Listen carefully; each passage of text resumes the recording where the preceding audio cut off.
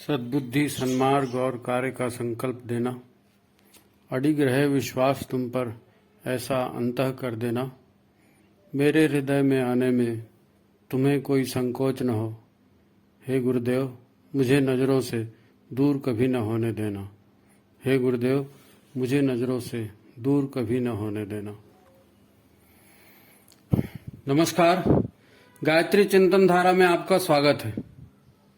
मित्रों, हम सोचते हैं, सारे तथ्य इकट्ठे करते हैं, अपनी ओर से हर बात का ध्यान रखकर फिर कार्य करने जाते हैं। लेकिन जब हमारी योजना फेल हो जाती है, हमें ठोकर लग जाती है, तब पता चलता है कि ओह, यह बात मेरे ध्यान में पहले क्यों नहीं आई। बात को समझना, हमारे भीतर मूल रूप से दो शक्तियां काम करती हैं। पहली बात है विचार, स्मृतियां, स्वभाव, आदतें और धारणाएं। दूसरी बात है हमारी जीवनी शक्ति या हमारी लाइफ एनर्जी। इसे प्राण शक्ति भी कह सकते हैं। ये दोनों शक्तियां सूक्ष्म हैं। जिस पर मन टिक जाता है, वही शक्ति सक्रिय होने का प्रयत्न करती है और उसी पर कार्य होने लगता है।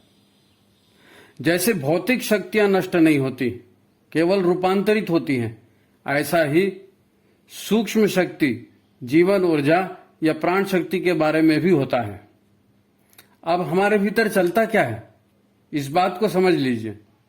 आपके सामने कोई विचार आया, मन ने उस विचार में रस लिया।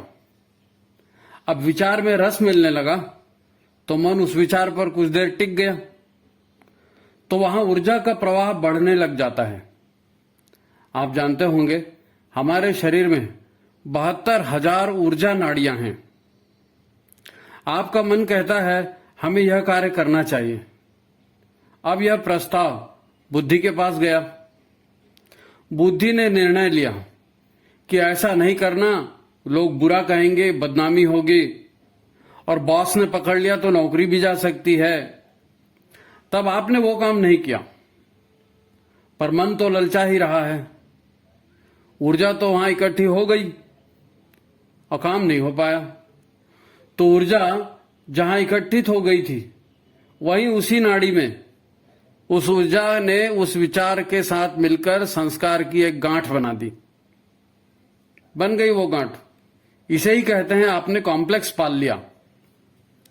अब जब भी ऊर्जा का प्रवाह उस गांठ के पास होगा, वह गांठ बोलेगी, मेरी बात सुनो, मेरा काम कर दो।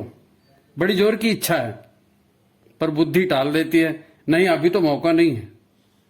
जब ऊर्जा की यह गांठ या यह कॉम्प्लेक्स और भी दृढ़ हो जाता है, क्योंकि रस इसमें बना हुआ है। आप इसे ही वासना कह सकते हैं, क्योंकि वासना क्या है? ऊर्जा युक्त कामना जो मन ने संग्रहित कर रखी है। अब मन उसे कभी ना कभी पूरा जरूर करेगा। अब जो कोई भी इच्छा पूर्ति के आड़े आया, उसे हम शत्रु मान लेते हैं। उस पर आप हिंसा भी करते हो, और जिसने इच्छा पूर्ति में सहयोग कर लिया, वो भला आदमी हो गया, मित्र हो गया हमारा। तो हमारा मन हमारे भीतर ऐसे ही सैकड़ों मित्र या शत्रु बनाते रहता है। कुछ बातों को अच्छा या बुरा मानकर चलता है।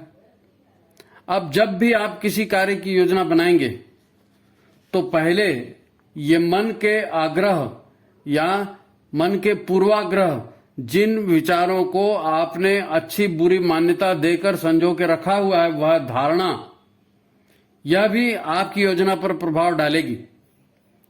आपका मन कहेगा, नहीं, यह सच नहीं है, मैंने 1000 बार अनुभव किया है। इसीलिए एक ही काम की योजना जब अलग अलग दो लोगों को दी जाए, तो उनकी योजना अलग ढंग से बनती है, क्योंकि उनकी मान्यताओं में अंतर होता है, उनकी धारणाओं में अंतर होता है। इसीलिए उनका काम का तरीका भी बदल जाता है।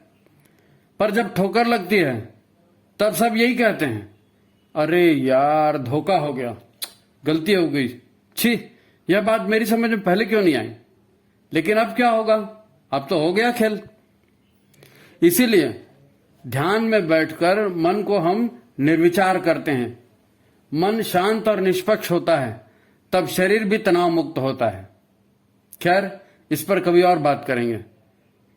मित्रों, विचारों और प्राण ऊर्जा के अलावा एक और ऊर्जा आजकल बड़ी प्रभावी हो गई है। यह है गतिज ऊर्जा, या आज की तेजी का प्रभाव, या जिसे एक तरह की हम काइनेटिक एनर्जी कह सकते हैं। यह पैदा हुई है हमारे आसपास विद्युत उपकरणों, मशीनों या अन्य विद्युत चुंबकीय ऊर्जाओं के साथ हमें जीवन बिता रहे हैं। इस कारण हम मनुष्य भी मशीनों सी तेजी को अपने भीतर अब स्थान दे चुके हैं। मन पहले ही चंचल था, झट से धारणाएं बना लेता था। अब टीवी, इंटरनेट जैसे माध्यमों ने उसकी बुद्धि को और भी ज्यादा भरमाने का काम किया है। आज हर व्यक्ति का शरीर एक आवेशित मशीन की तरह काम कर रहा है। बड़ी तेजी है, कोई किसी की बात सुनना नहीं चाहता, और जिसने भी रोक दिया, प्रश्न कर दिया या सलाह दे दी, वो तो पक्का दुश्मन हो गया। यही कारण है कि परिवार, संस्थाएं और संगठनों में हमको हर जगह टूट फूट, गुटबाजी और बिखराव दिखेगा। तब कैसे करें? अब यदि आप किसी धार्मिक, सामाजिक संस्था से जुड़े हैं तो कृपया मनुष्य को फिर से ठीक करने के कार्यक्रम चलाइए। लोगों से योग करवाइए, ध्यान करवाइए, साधना करवाइए। ये व्यक्ति निर्माण का कार्य है। आप करेंगे इसे तो परिवार भी बचेंगे, संगठन भी बचेगा। और याद रखें, संस्कृति की रक्षा इसके बिना हो ही नहीं सकेगी। हाँ, नहीं हो सकती। देखिए, इस बात पर गंभीरता से विचार कीजिए। आप जोड़ तोड़ करके, कार्यक्रम करके, फोटो खिंचवा करके प्रचार तो पा सकते हो, पर याद रखो, व्यक्ति के भीतर का तंत्र बिगड़ रहा है। यह सबसे खतरनाक बात है। इससे कुंठाएं बढ़ रही हैं, उत्तेजनाएं बढ़ रही हैं, लोगों में डिप्रेशन बढ़ रहा है। यही अगर ताव बना रहा तो परिवार तंत्र बिखर जाएगा। मित्रों, आज संगठन इसी से अपेक्षित परिणाम नहीं दे पा रहे हैं। तब समय की मांग है, अधिक से अधिक संगठन और अधिक से अधिक समाज सेवी सामने आएं और जीवन साधना के कार्यक्रम को ईमानदारी से चलाएं। इसके पहले कि मनुष्य पूरी तरह से शैतान बन जाए। इसको संभालना पड़ेगा, परिवार तंत्र के माध्यम से संभालना पड़ेगा, पारिवारिक भावनाओं के माध्यम से संभालना पड़ेगा, ध्यान और योग के माध्यम से संभालना पड़ेगा। ठीक है, इस बात पर विचार जरूर करें। आज की बात हम यहां समाप्त करते हैं। मित्रों, आप गायत्री चिंतन धारा देख रहे हैं तो इसे और भी लोगों तक पहुंचाइए।